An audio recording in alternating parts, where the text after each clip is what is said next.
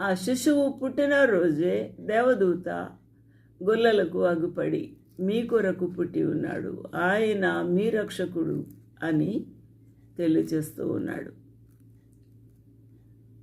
Unto you is born this day in the city of David a Savior, which is Christ the Lord. ఆయన దావీదు వంశస్థుడు కాబట్టి తన పితరుల యొక్క గ్రామంలోనే, పితరులు ఎక్కడ జన్మించి ఉన్నారో ఆ స్థలములోనే రక్షకుడు మీ కొరకు పుట్టి ఉన్నాడు.